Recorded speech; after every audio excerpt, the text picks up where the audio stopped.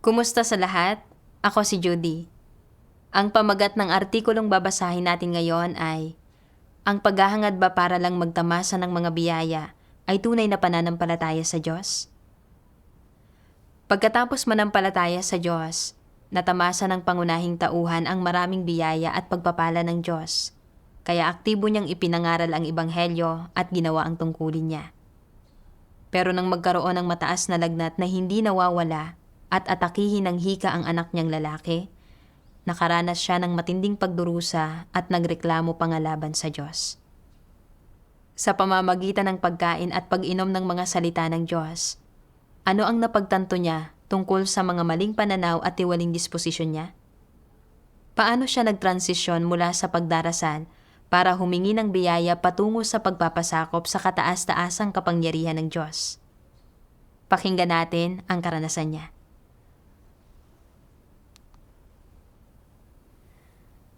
Bago ko pa man natagpuan ang Panginoong Hesus, nagdusa ako ng maraming pasakit, pagsubok, kabiguan, at kasawian.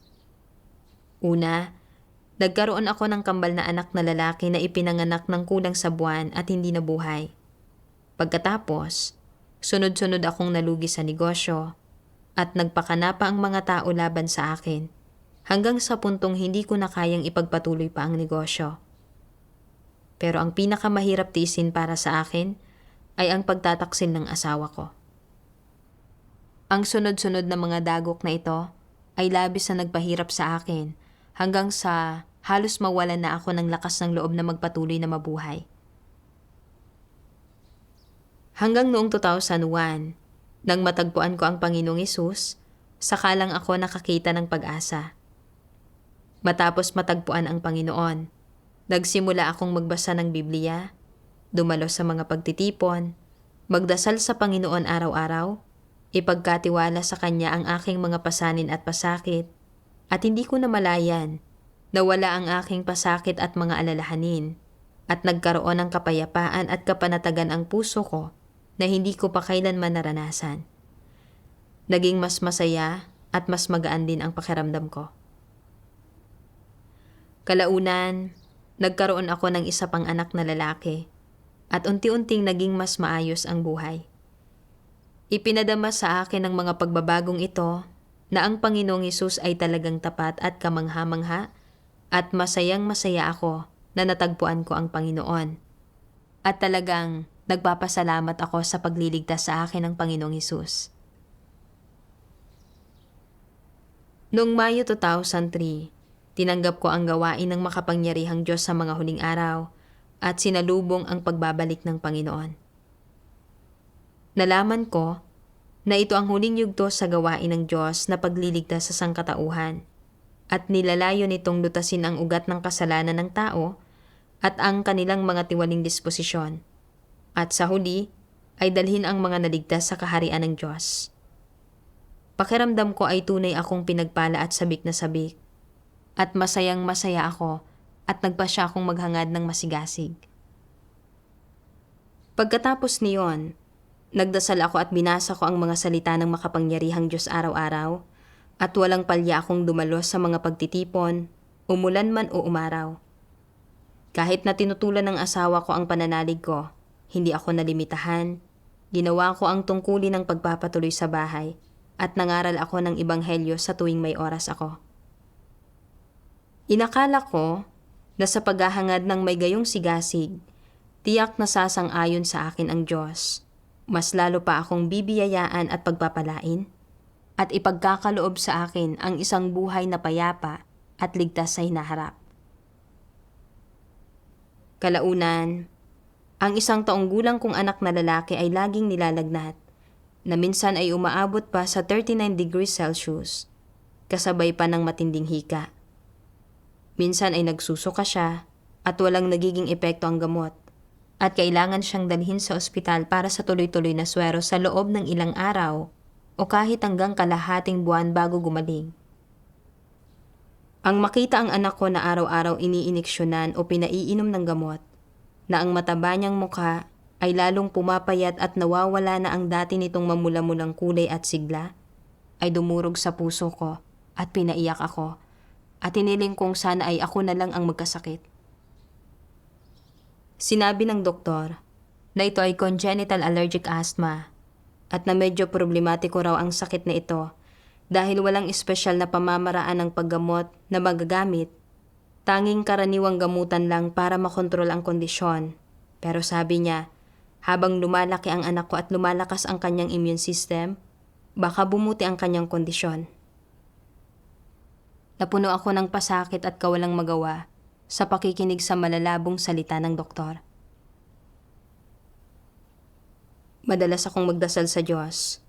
Hinihiling sa Kanya na pagalingin ang sakit ng anak ko. Pero hindi gumaling-galing ang sakit ng anak ko at nagsimula akong magkaroon ng mga kuro-kuro. Iniisip na, noon pa man ay masigasig na ako sa aking paghahangad. Nagdarasal at nagbabasa ng mga salita ng Diyos araw-araw at hindi ko kailanman ipinagpaliban ang mga pagtitipon at aktibo kong ginagawa ang aking mga tungkulin. Dapat akong pagpalain ng Diyos, hindi ba? Noong nananampalataya ako sa Panginoong Hesus, nagkaroon ako ng biyaya, mga pagpapala, kapayapaan, at kagalakan. Pero ngayong nananampalataya na ako sa makapangyarihang Diyos, bakit hindi niya pinagagaling ang sakit ng anak ko? Ang Diyos ay makapangyarihan sa lahat, kaya hindi ba niya kayang pagalingin ang sakit ng anak ko sa isang salita lang? Bakit hindi pinakikinggan ng Diyos ang mga panalangin ko? Partikular kong naalala ang anak ng isang kamag-anak na napinsala ang utak dahil sa naantalang paggamot sa mataas na lagnat. Napakabata pa ng anak ko at napaisip ako kung ang madalas niyang pagkakaroon ng mataas na lagnat ay makapipinsala sa kanyang utak at makaaapekto sa kanyang talino. Isipin ko pa lang ito ay napupuno na ako ng nakadudurog sa pusong pasakit. Wala na ang kambal ko noon at sinabi ng doktor na nahihirapan ang katawan kong magbuntis. Kaya kung may mangyari sa anak ko, paano pa ako magpapatuloy? Sa pag-iisip sa lahat ng ito, hindi ko napigilang mapait na tumangis at umiyak ako habang desperadong nagdarasal sa Diyos. Hinihiling sa Kanya na kaawaan at protektahan ang aking anak at pagalingin siya kaagad. Pero kahit anong dasal ko, tila hindi ako pinakikinggan ng Diyos. Pagkaraan ng ilang panahon, hindi na nga gumaling ang sakit ng anak ko, mas dumalas pa ang pagkakaroon niya ng lagnat, at sa tuwing nilalagnat siya, hindi siya makahinga ng maayos, hindi siya makakain ng kahit ano, at nagsusuka siya pagkatapos kumain. Ang makita ang anak kong nagtitiis ng labis sa paghihirap sa ganoong kabatang edad, ay halos ikadurog ng puso ko. At nagsimula akong mag-alinlangan sa Diyos. Iniisip na, noong nananampalataya ako sa Panginoong Hesus, lagi siyang nagpapagaling kapag nagdarasal ako tungkol sa sakit. Pero ngayong nananampalataya na ako sa makapangyarihang Diyos, bakit walang epekto ang mga panalangin ko? Mali ba ang aking sinasampalatayahan? Ang makapangyarihang Diyos ba talaga ang nagbalik na Panginoong Hesus? Dahil sa madalas na pagkakasakit ng anak ko, lahat ng atensyon ko ay nasa pag-aalaga sa kanya. Hindi na ako regular na nakakadalo sa mga pagtitipon, hindi ako makapagtuon sa pagkain at pag-inom ng mga salita ng Diyos, at wala akong masabi sa aking mga panalangin. Unti-unting lumalayo ang puso ko sa Diyos. Kalaunan, may ilang sister na pumunta para tulungan at suportahan ako, at nakahanap sila ng ilang sipi ng mga salita ng Diyos para basahin ko. Nabasa ko ang mga salitang ito ng makapangyarihang Diyos. Ang bawat hakbang ng gawaing ginagawa ng Diyos sa mga tao sa panlabas ay mukhang pakikipag-ugnayan sa pagitan ng mga tao na para bang mula sa pagsasaayos ng tao o mula sa panggugulo ng tao. Ngunit sa likod ng bawat hakbang ng gawain at lahat ng nangyayari ay isang pustahan na ginawa ni Satanas sa harap ng Diyos at hinihingi nito sa mga tao na manindigan sa kanilang patotoo para sa Diyos. Gaya ng si Job ay sinubok, halimbawa, Sa likod ng mga eksena, nakikipagpustahan si Satanas sa Diyos at ang nangyari kay Job ay mga gawa ng mga tao at ang panggugulo ng mga tao.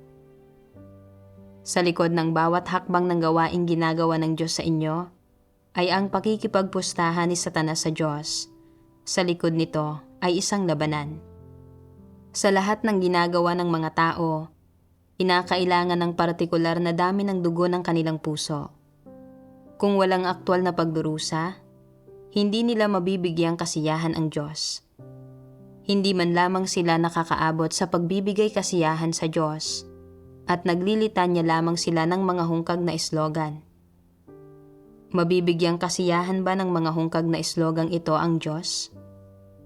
Kapag naglalaban sa espiritual na mundo ang Diyos at si Satanas, paano mo dapat bigyang kasiyahan ang Diyos? At paano ka dapat manindigan sa iyong patotoo para sa Kanya?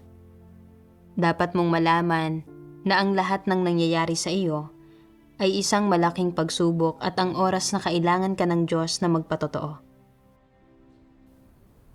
Sabi ng isa sa mga sister, maraming hindi ka nais-nais na bagay ang mangyayari sa ating buhay at sa likod ng bawat isa ay isang espiritual na labanan. Mula sa panig ng Diyos, inilalagay tayo ng Diyos sa mga pagsubok, tinitingnan kung may pananalig tayo sa Kanya at kung makapaninindigan tayo sa ating patotoo. Mula naman sa panig ni Satanas, inaatake at tinutukso tayo ni Satanas na ang layon ay pagdudahin tayo sa gawain ng Diyos at pagkatapos ay itanggi at ipagkanulo natin ang Diyos. Katulad na lang ito ng nangyari kay Job. Sa panlabas, tila mga magnanakaw lang ang kumuha ng kanyang ari-arian at napuno siya ng nagnanaknak na pigsa. Pero sa katotohanan, ito ay pakikipagpustahan ni Satanas sa Diyos para lang makita kung kaninong panig maninindigan si Job. Gayon, dumating ang makapangyarihang Diyos para ipahayag ang katotohanan para iligtas tayo at hindi ito matiis ni Satanas, kaya ginagamit ni Satanas ang mga sakit ng ating mga anak para atakihin at guluhin tayo. Sinusubukang pagdudahin tayo sa Diyos o kaya naman ay itanggi at iwan natin siya. Kailangan nating mas magdasal at umasa sa Diyos para makilatis ang mga pakana ni Satanas. Matapos marinig ang pagbabahagi ng sister, pinagnilayan ko ang aking mga pag-uugali at ang mga bagay na aking ibinubunyag at nakita kong wala akong tunay na pananalig o pagpapasakop sa Diyos at wala rin akong pagkilatis sa mga pakana ni Satanas. Umaasa lang ako sa aking kasigasigan sa aking pananalig at naisip ko sa aking mga kuro-kuro at imahinasyon na nagpagaling ng may sakit ang Panginoong Hesus, nagpalayas ng mga demonyo, at nagbigay ng biyaya at mga pagpapala. At dahil ang makapangyarihang Diyos ang nagbalik na Panginoong Hesus, tiyak na makapagpapakita siya ng mga tanda at kababalaghan para pagalingin ang may sakit at palayasin ang mga demonyo. Kaya patuloy akong nagdasal sa Diyos, hinihiling sa Kanya na pagalingin ang anak ko. Inakala ko na tiyak na isa sa alang-alang ng Diyos ang aking masigasig na paghahangad at mabilis na pagagalingin ang aking anak. Pero nang ang realidad ay ganap na kabaligtaran ng aking inakala at nang hindi bumuti ang kondisyon ng anak ko, kundi lalo pang lumala, nagsimula akong mag-alinlangan sa Diyos at nawalan ako ng motibasyon na magdasal, dumalo sa mga pagtitipon at gawin ang aking mga tungkulin. Nagbunyag ako ng napakaraming katiwalian nang hindi ko man lang namamalayan. Inakala ko pa ngang talagang tama ang aking mga ideya, pero napagtanto kong gulong-gulo pala ako sa aking pananalig sa Diyos. Nang mapagtanto ko ang aking mga pagkukulang, sinadya kong kumain at uminom ng higit pang mga salita ng Diyos at dumalo sa mas maraming pagtitipon at nagdasal din ako sa Diyos. Hinihiling sa Kanya na gabayan ako na matuto ng mga aral mula sa sakit ng aking anak. Sa kalagitnaan ng aking mga devotional isang araw, nabasa ko ang ilang sipi ng mga salita ng Diyos at nagkamit ako ng kaunting pagkaunawa sa gawain ng Diyos. Sabi ng makapangyarihang Diyos, Sa mga kuro-kuro ng tao, kailangang laging magpakita ang Diyos ng mga tanda at kababalaghan, kailangang laging magpagaling ng may sakit at magpalayas ng mga demonyo, at kailangang laging maging katulad lamang ni Jesus. Subalit sa pagkakataong ito, hindi talaga ganoon ang Diyos. Kung, sa mga huling araw, nagpakita pa rin ang Diyos ng mga tanda at mga kababalaghan, at nagtaboy pa rin ng mga demonyo at nagpagaling ng may sakit, kung gagawin niya ang ginawa mismo ni Jesus, uulitin ng Diyos ang parehong gawain at mawawala ng kabuluhan o halaga ang gawain ni Jesus. Sa gayon, isinasagawa ng Diyos ang isang yugto ng gawain sa bawat kapanahunan. Kapag natapos na ang bawat yugto ng kanyang gawain, agad itong sinusubukang gayahin ng masasamang espiritu, at matapos simulang sundan ni Satanas sa likod ang mga yapak ng Diyos, nag-iiba ng pamamaraan ang Diyos. Kapag natapos na ng Diyos ang isang yugto ng kanyang gawain, sinusubukan itong gayahin ng masasamang espiritu. Kailangang maging malinaw sa inyo ang tungkol dito. Bakit iba ang gawain ng Diyos ngayon sa gawain ni Jesus? Bakit hindi nagpapakita ng mga tanda at kababalaghan, hindi nagpapalayas ng mga demonyo, at hindi nagpapagaling ng mga may sakit ang Diyos ngayon? Kung naging pareho ang gawain ni Jesus sa gawaing ginawa noong kapanahunan ng kautusan, maaari kayang kinatawan niya ang Diyos ng kapanahunan ng biyaya? Maaari kayang natapos niya ang gawain ng pagpapapako sa krus? Kung pumasok si Jesus sa templo at sinunod ang Sabat gaya noong kapanahunan ng kautusan, nang hindi inuusig ng sinuman at tinatanggap ng lahat, maaari kayang naipako siya sa krus? Natapos kaya niya ang gawain ng pagtubos? Ano ang magiging punto kung magpapakita ng mga tanda at kababalaghan ang Diyos na nagkatawang tao sa mga huling araw, tulad ng ginawa ni Jesus? Tanging kung ginagawa ng Diyos ang isa pang bahagi ng kanyang gawain sa mga huling araw, isang kumakatawan sa bahagi ng kanyang plano ng pamamahala, saka lamang magkakaroon ang tao ng mas malalim na kaalaman tungkol sa Diyos, at matatapos ang plano ng pamamahala ng Diyos. Ang gawaing ginagawa ng Diyos sa kapanahunang ito ay pangunahing ang pagtutustos ng mga salita ng buhay para sa tao. Ang paglalantad sa kalikasang diwa ng tao at sa kanyang tiwaling disposisyon, at ang pag-aalis ng kanyang mga kuro-kurong panrelihiyon, piyudal na pag-iisip, lipas na pag-iisip, at kaalaman at kultura. Ang lahat ng bagay na ito ay dapat linisin sa pamamagitan ng paglalantad gamit ang mga salita ng Diyos. Sa mga huling araw, gumagamit ang Diyos ng mga salita, hindi ng mga tanda at kababalaghan, para gawing perpekto ang tao. Ginagamit niya ang kanyang mga salita para ibunyag ang tao, hatulan ang tao, kastiguhin ang tao, at gawing perpekto ang tao, upang sa mga salita ng Diyos, makikita ng tao ang karunungan at pagiging kaibig-ibig ng Diyos, at mauunawaan ang disposisyon ng Diyos, at upang sa pamamagitan ng mga salita ng Diyos, makikita ng tao ang mga gawa ng Diyos. Ngayon, dapat ay maging malinaw sa inyong lahat na, sa mga huling araw, pangunahing ang katunayan na, ang salita ay nagkatawang tao, ang isinasa katuparan ng Diyos. Sa pamamagitan ng kanyang praktikal na gawain sa lupa, ginagawa niyang makilala siya ng tao at makipag-ugnayan sa kanya, at makita ang kanyang praktikal na mga gawa. Binibigyang daan niya na malinaw na makita ng tao na kaya niyang magpakita ng mga tanda at kababalaghan, at na mayroon ding mga pagkakataon na hindi niya magawa iyon. Nakadepende ito sa kapanahunan. Mula rito, makikita mo na hindi walang kakayahan ang Diyos na magpakita ng mga tanda at kababalaghan, ngunit sa halip ay binabago niya ang kanyang paraan ng paggawa ayon sa gawaing gagawin at ayon sa kapanahunan. Sa kasalukuyang yugto ng gawain, hindi siya nagpapakita ng mga tanda at kababalaghan. Nagpakita siya ng ilang tanda at kababalaghan sa kapanahunan ni Jesus dahil iba ang kanyang gawain sa kapanahunang iyon. Hindi ginagawa ng Diyos ang gawaing iyon ngayon?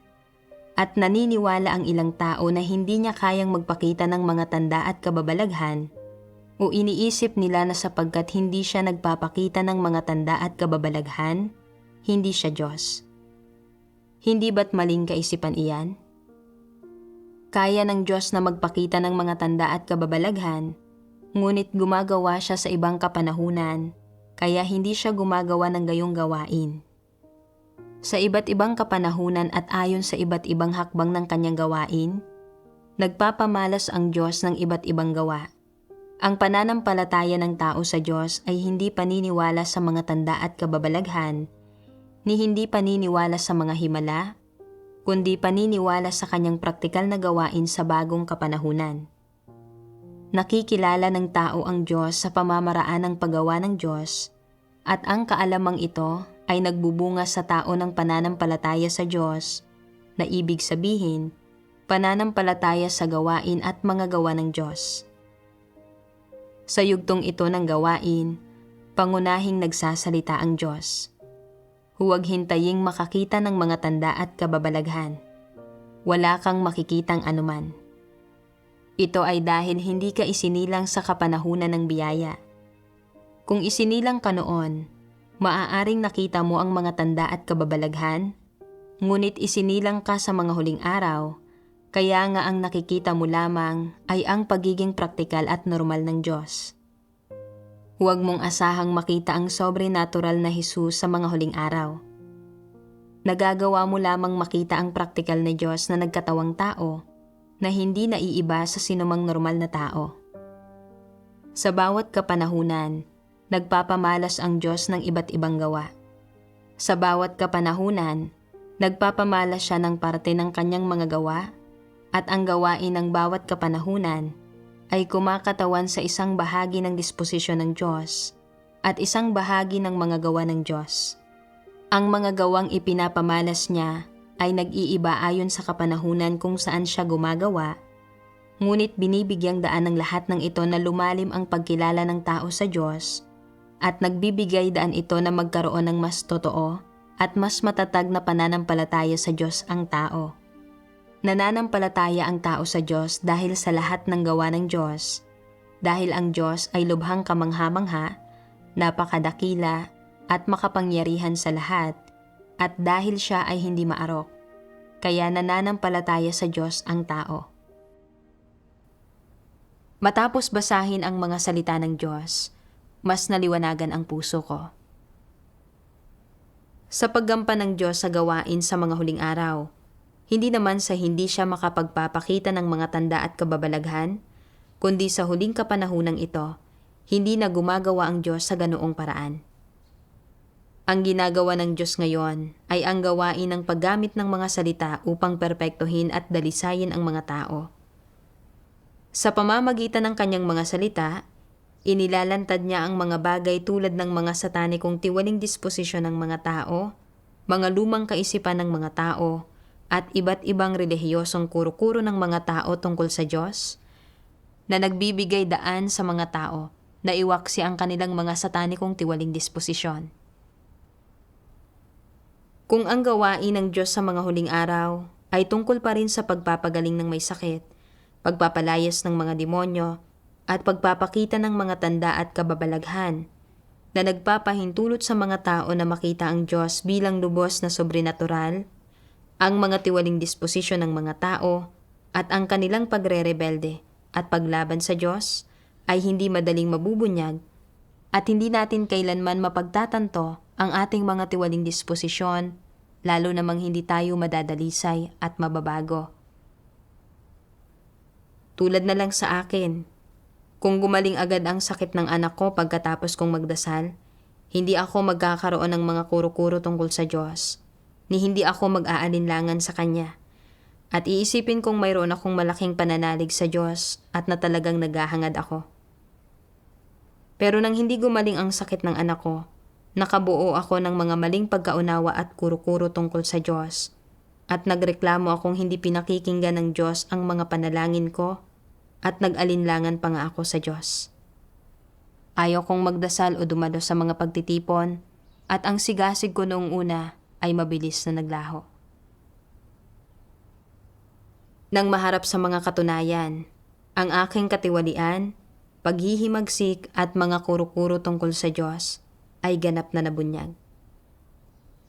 Noon ko lang napagtanto na walang katotohanan ang aking pananaw ng pagsukat sa kung ang gawain ba ay mula sa Diyos, batay sa kung may mga tanda at kababalaghan bang na ipapakita o napagagaling ang mga sakit at napalalayas ang mga demonyo. Gumagawa ang Diyos ng isang yugto ng gawain sa bawat kapanahunan, at ang isang bagong kapanahunan ay nangangailangan ng bagong gawain. Sa kapanahunan ng biyaya, isinagawa ng Panginoong Hesus ang gawain ng pagtubos at nagpagaling siya ng may sakit, nagpalayas ng mga demonyo, at nagpakita ng ilang tanda at kababalaghan. Ngunit ngayon ay ang kapanahunan ng kaharian, ang huling kapanahunan, at isinasagawa ng Diyos ang gawain ng paghatol at pagdadalisay sa mga tao sa pamamagitan ng kanyang mga salita. Sa gayon ay ibinubukod-bukod ang lahat ng tao ayon sa kanilang uri. Pagkatapos ay ginagantimpalaan ang mabubuti at pinarurusahan ang masasama at winawakasan ang lumang kapanahunang ito. Kung ang makapangyarihang Diyos ay gumagawa pa rin tulad ng Panginoong Hesus, na nagpapakita ng mga tanda at kababalaghan, nagpapagaling ng may sakit, at nagpapalayas ng mga demonyo, hindi ba't inuulit lang niya ang kanyang gawain? Paano pa matatapos ang kapanahunan kung gayon? Higit pa rito, kaya ring gayahin ng masasamang espiritu ang gawaing nagawa na ng Diyos. At kung susukatin ko kung ang gawain ay mula sa Diyos sa pamamagitan ng kung may mga tanda at kababalaghang ipinapakita o kung pinagagaling ang mga sakit ng mga tao, sa huli ay maituturing ko ang gawain ni Satanas at ng masasamang espiritu bilang gawain ng Diyos at malalapastangan ko ang Diyos. Sa pangalan, tinanggap ko ang gawain ng makapangyarihang Diyos sa mga huling araw, pero wala akong tunay na pagkaunawa sa Diyos at tinitingnan ko pa rin ang pinakabagong gawain ng Diyos sa pananaw ng paghahangad na makinabang hanggat nais sa kapanahunan ng biyaya. Sinusubukan ko lang natahakin ang lumang landas ng may bagong sapatos. Ang ganitong uri ng pananalig ay hindi natutugunan ang pagsang-ayon ng Diyos. Ang gawain ng Diyos sa mga huling araw ay hindi naglalayong gawing perpekto ang mga tao sa pamamagitan ng mga tanda at kababalaghan, kundi sa pamamagitan ng kanyang mga salita. Ito talaga ang pagkamakapangyarihan sa lahat at karunungan ng Diyos. Kung ipapakita ang mga tanda at kababalaghan, maniniwala ang lahat ng tao kapag nakita nila ang mga ito at hindi na magkakaroon ng paglaban. Pero paano pa makikilatis ang pagkakaiba ng mga kambing at mga tupa, ang mga mapanirang damo at ang trigo, ang mga tunay na mananampalataya at mga huwad, at ang mabubuting lingkod at masasamang lingkod? Paano magagawa ng Diyos ang gawain ng pagpeperpekto, pagbubunyag, at pagtitiwalag sa mga tao? Ngayon, gumagawa ang makapangyarihang Diyos sa pamamagitan ng pagpapahayag ng katotohanan upang lupigin at iligtas ang mga tao, at hindi siya nagpapakita ng mga tanda at kababalaghan. Tinitingnan lang niya kung kaya ng mga taong tanggapin ang katotohanan, at sa ganitong paraan, tanging ang mga tunay na nananampalataya sa Diyos ang maliligtas, at ang mga kabilang sa diablong si Satanas ay mabubunyag at matitiwalag. Nakikita ko na habang mas nagiging normal at praktikal ang gawain ng Diyos, mas lalong naroon ang kanyang karunungan. Ang ganitong paraan ng paggawa ng Diyos ay tunay na kamangha-mangha. Kung hindi dahil sa pagbubunyag ng mga katunayan at sa paglalantad ng mga salita ng Diyos, hindi ko kailanman mapagtatanto na nananampalataya pala ako sa Diyos ng may kalabuan at may mga kuro-kuro, ni hindi ko mapagtatanto na lumalaban at naghihimagsik pa rin pala ako sa Diyos, at lalong hindi ako magkakaroon ng anumang pagkaunawa sa praktikal na gawain ng Diyos.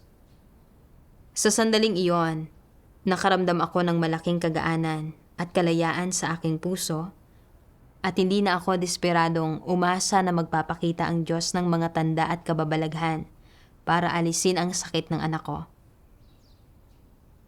Sa pamamagitan ng pagkakasakit ng anak ko, napagtanto ko ang aking walang katotohanang pananaw sa pananalig sa Diyos. Pagkatapos, nagsimula akong magnilay-nilay. Ano ba ang tamang pananaw sa pananalig sa Diyos? Nabasa ko ang mga salita ng Diyos. Ngayon, nauunawaan ba ninyo kung ano ang pananampalataya sa Diyos? Nangangahulugan ba ang pananampalataya sa Diyos ng pagkakita ng mga tanda at mga kababalaghan? Nangangahulugan ba ito ng pagpunta sa langit? Hindi isang simpleng usapin ang pananampalataya sa Diyos. Dapat maalis ang mga relihiyosong paraan ng pananampalataya. Ang paghahangad sa paglunas sa mga may sakit at pagpapatalsik sa mga demonyo, ang pagtutuon sa mga tanda at kababalaghan, pag-iimbot sa higit pang biyaya, kapayapaan at kagalakan ng Diyos, paghahangad sa kinabukasan at mga kaginhawahan ng laman, mga relihiyosong paraan ng pananampalataya ang mga ito, at malabong uri ng pananalig ang mga ganoong paraan ng pananampalataya.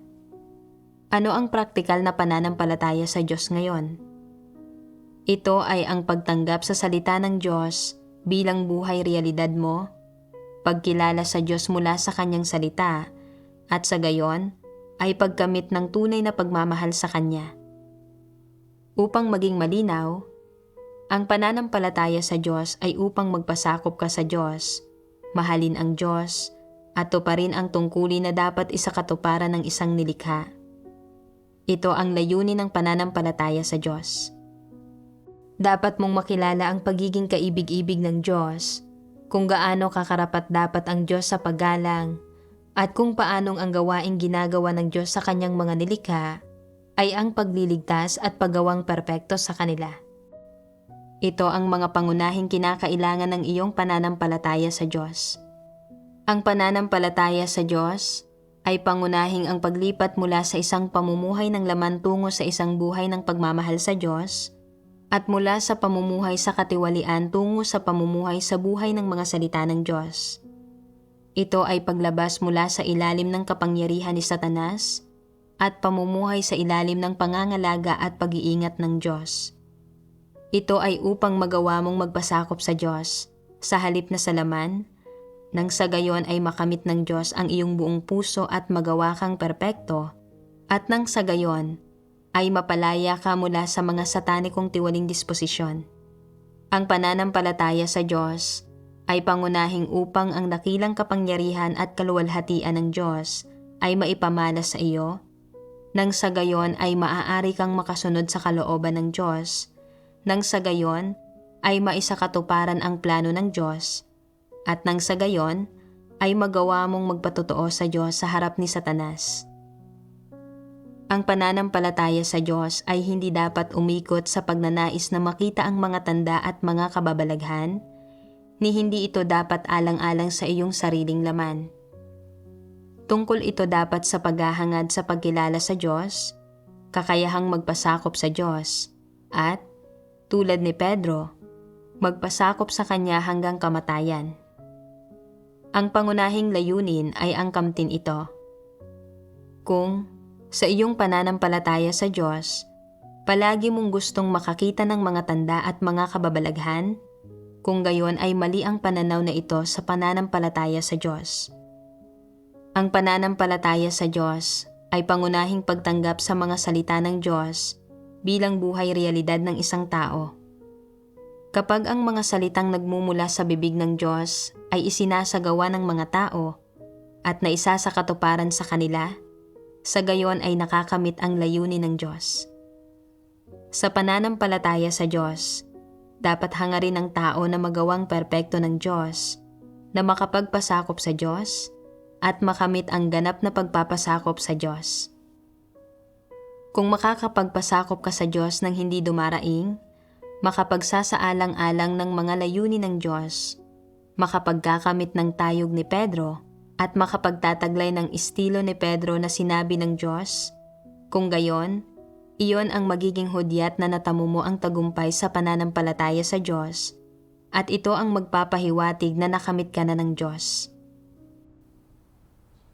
Mula sa mga salita ng Diyos, naunawaan ko ang tamang perspektiba sa pananampalataya sa Diyos.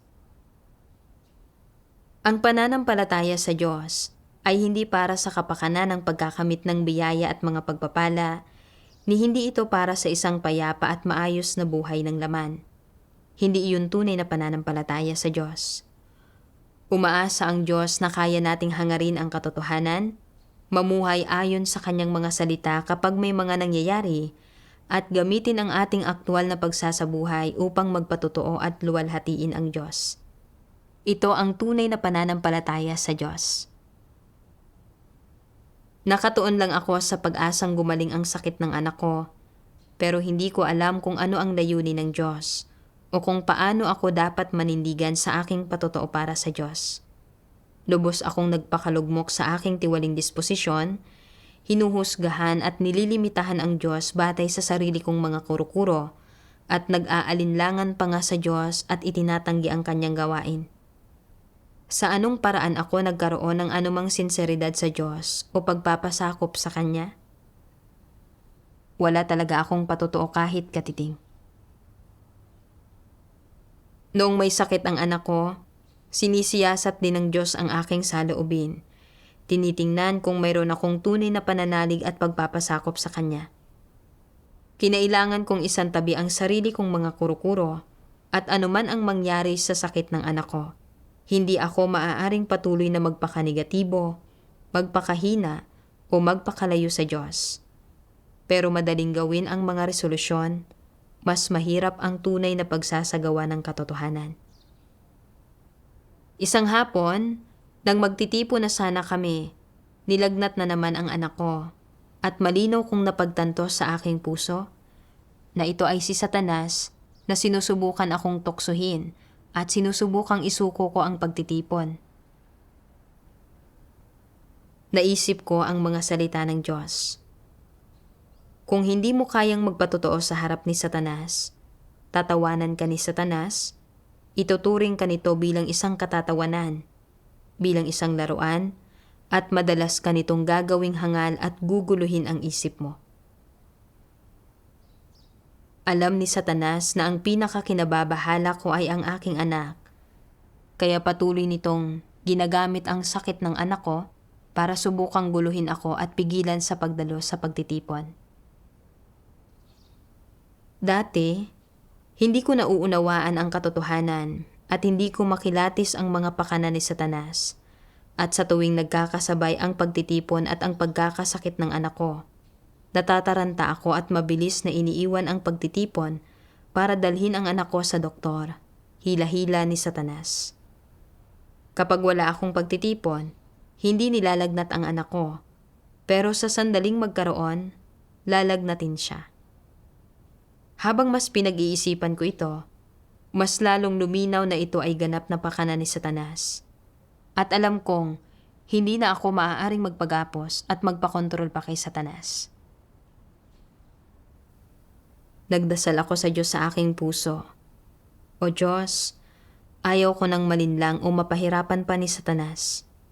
Gusto kong makipagtipon sa aking mga kapatid, pakiusap, tulungan mo ako. Pagkatapos magdasal, medyo kumalma ang puso ko. Tiningnan ko ang kalagayan ng anak ko at hindi gayon kataas ang lagnat niya at mukha naman siyang masigla, kaya iniwan ko siya sa aking biyanan. Hiniling ditong painumin siya ng gamot sa lagnat at pumunta ako sa pagtitipon. Sa gulat ko, pagkatapos ng pagtitipon, umuwi ako at nakita kong masayang naglalaro ng mga laruan ang anak ko. Sinabi ng biyanan ko na bumaba ang lagnat niya kahit hindi uminom ng gamot. Sobra ang saya at pagkaantig ko, kaya bigla akong napaiyak.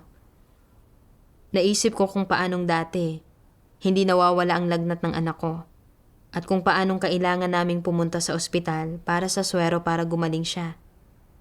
Pero sa pagkakataong ito, bumaba na lang ang lagnat ng walang anumang gamot. Halos hindi ako makapaniwala. At sa puso ko, Patuloy kong pinasalamatan at pinuri ang Diyos. Sa pamamagitan ng karanasang ito, naunawaan ko rin na bagamat noong una, nang may sakit ang anak ko ay nagdasal ako sa Diyos. Hindi pinagaling ng Diyos ang anak ko at mayroong karunungan ng Diyos dito. Noong panahong iyon, puno ang puso ko ng mga kuro-kuro, imahinasyon at limitasyon tungkol sa Diyos. At wala akong pagkaunawa sa gawain ng Diyos sa mga huling araw na nilulupig at piniperpekto ang mga tao sa pamamagitan ng kanyang mga salita. At wala akong anumang pagkilatis sa mga panunukso at panggugulo ni Satanas. Kaya hinayaan ng Diyos na patuloy na dumating ang mga panggugulo at panunukso ni Satanas para dalisayin ako. At nang sa gayon, ay maunawaan ko ang katotohanan at makilala ang Diyos. Sa prosesong ito, nagbunyag ako ng mga kuro-kuro, maling pagkaunawa, reklamo, at pag-aalinlangan sa Diyos. At pagkatapos, ay ginamit ng Diyos ang kanyang mga salita para bigyang liwanag at gabayan ako.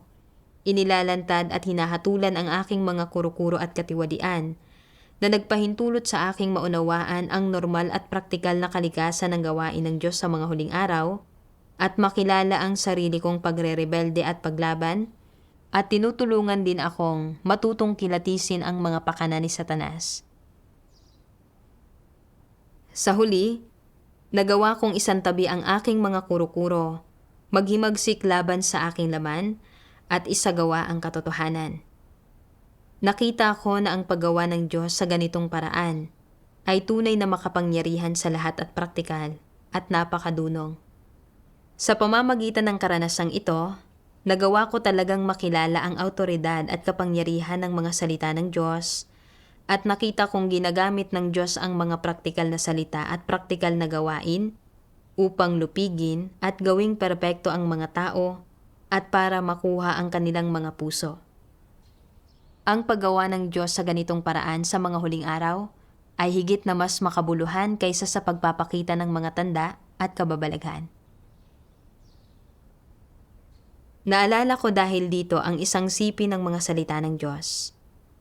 Sa gawain sa mga huling araw, ang kapangyarihan ng salita ay higit kaysa sa pagpapamalas ng mga tanda at mga kababalaghan, at nahihigitan ng awtoridad ng salita ang sa mga tanda at mga kababalaghan.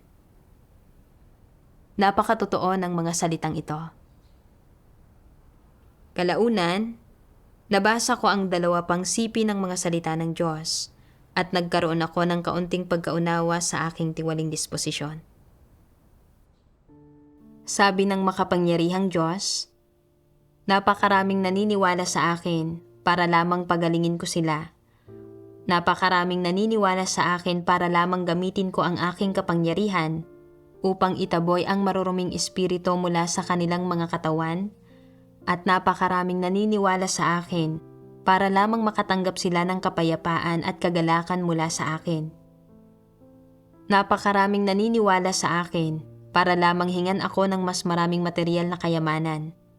Napakaraming naniniwala sa akin para lamang gugulin ang buhay na ito sa kapayapaan at maging ligtas at matiwasay sa mundong darating.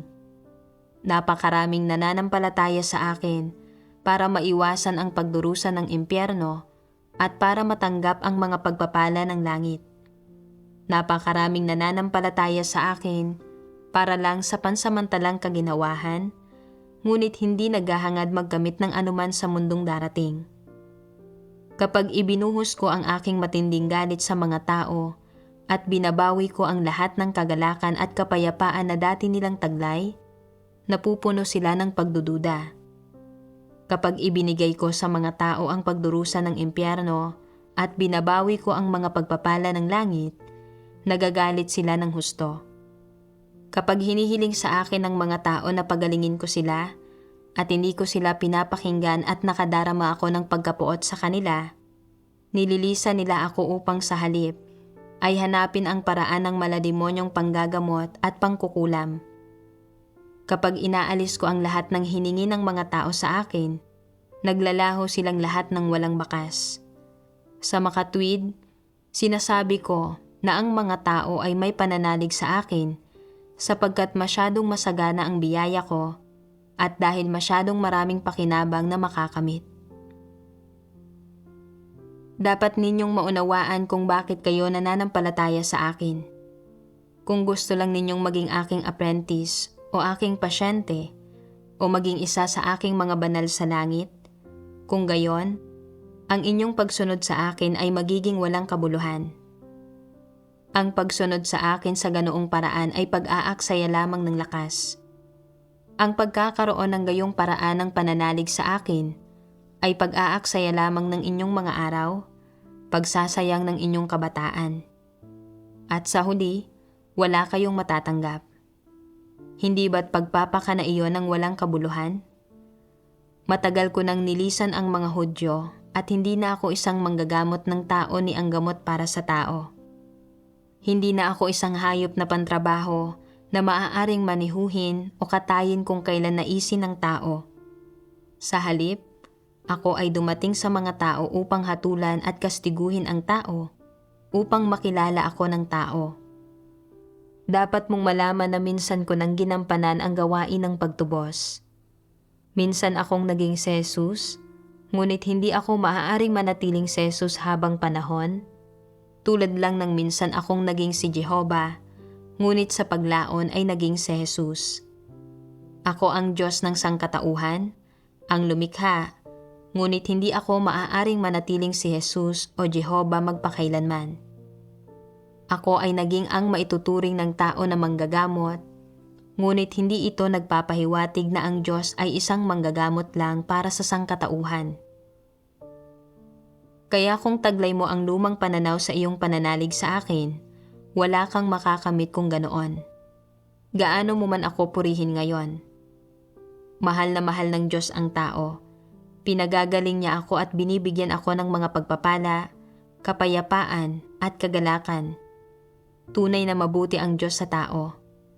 Hanggat nananampalataya tayo sa Kanya, hindi natin kailangang mag-alala tungkol sa pera.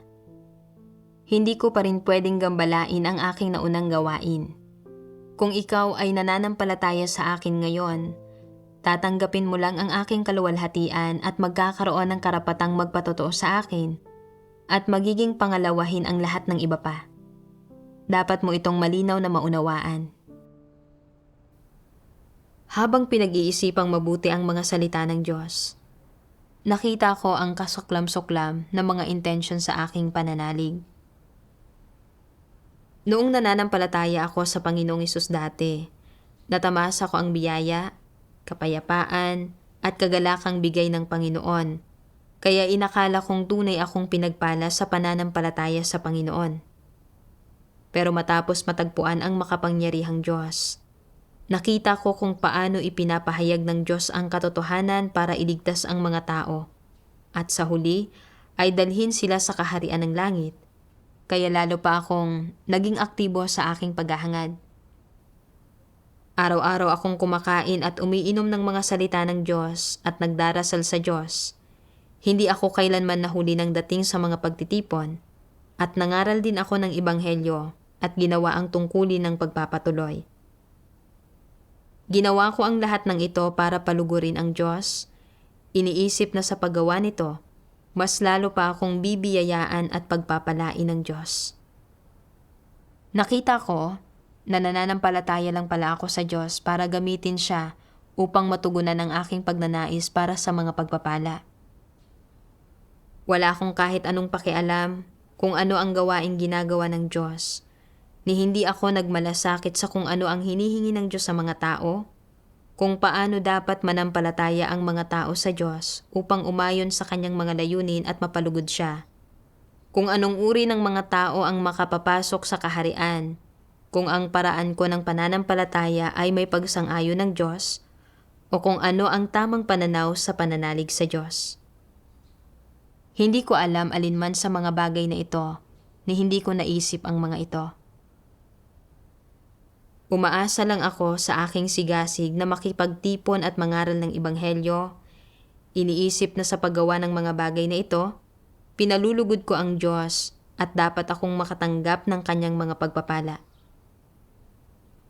Nang magkaroon ang anak ko ng mataas na lagnat na hindi bumababa, hindi natupad ang mga biyaya at pagpapalang ipinagdasal ko, pero hindi ako naghanap ng katotohanan o nagnilay sa aking sarili. Sa halip, sa puso ko, nag-alinlangan ako sa Diyos at itinanggi ang kanyang gawain. Nakita ko na napakatindi ng pagnanais ko para sa mga pagpapala. Ang Diyos ang lumikha at ako ay isang nilikha, kaya ganap na likas at may katwiran para sa isang nilikha na manampalataya sa Diyos at gawin ang kanyang tungkulin. Hindi ako dapat makipagtawaran sa Diyos, lalo namang hindi ako dapat gumawa ng mga di makatwirang kahilingan sa Kanya. Ngayon ko lang tunay na naunawaan na may mabubuting layunin ang Diyos sa pagkakasakit ng anak ko. Nagbigay din ito sa akin upang pagnilayan at unawain ang aking satanikong disposisyon at walang katotohanang mga pananaw sa pananalig. Natanto ko rin na kapag sinusuri kong ang isang bagay ay tunay na gawain ng Diyos, hindi ito dapat ibatay sa kung may mga tanda at kababalaghang ipinapakita o kung may nagaganap na pagpapagaling sa may sakit at pagpapalayas ng mga demonyo o kung may mga biyaya at pagpapalang ipinagkakaloob, kundi sa halip ay kung maipapahayag ang katotohanan sa pamamagitan nito, kung maaakay ba ng gawaing ito ang mga tao na magkaroon ng lalo pang pagkaunawa sa Diyos, kung kaya ba nitong linisin at baguhin ang mga satanikong tiwaling disposisyon ng mga tao, at kung kaya ba ng gawaing ito na iligtas at gawing perpekto ang mga tao. Kung makakamit nito ang ganitong mga epekto, tiyak nga na gawain ito ng Diyos. Sa pagdanas sa sakit ng anak ko, nagkaroon ako ng kaunting pagkaunawa sa kanyang gawain, at nagkaroon ako ng mga tamang pananaw at tamang paghahangad sa aking pananalig. Ito ang tunay na pagdiligtas ng Diyos para sa akin at ang kanyang dakilang pagmamahal sa akin. Ang pagmamahal na ito ay hindi mabilang na mas dakila kaysa sa mga biyaya at pagpapalang dati kong hiniling. Nagpasalamat ako sa Diyos mula sa kaibuturan ng aking puso. Nang mapagtanto ko ito, nakaramdam ako ng hiya at konsensya sa paghahanap lamang ng mga biyaya at pagpapala sa aking pananalig at sa hindi paghahangad ng katotohanan, at na ako pala ay naging tunay na hangal, mangmang at bulag. Dapat kong bitawan ang aking mga intensyon na magkamit ng mga pagpapala at tahakin ang tamang landas sa aking pananalig. Diyan nagtatapos ang artikulong ito. Kung naantig din ang puso ninyo sa karanasang ito, huwag mag-atubiling mag-iwan ng komento sa ibaba. Hanggang sa muli.